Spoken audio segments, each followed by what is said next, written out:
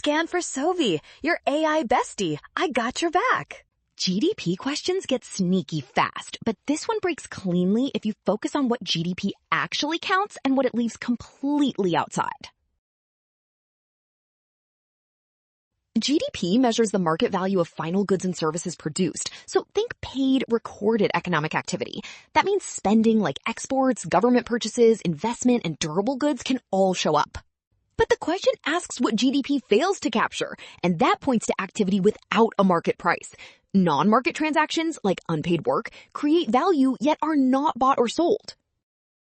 So options A through D are already parts of measured spending, while non-market transactions are excluded. That makes choice E the winner. Well done! Scan now. The trap is rushing toward familiar spending categories. Trust what GDP counts and check which activity lacks market pricing.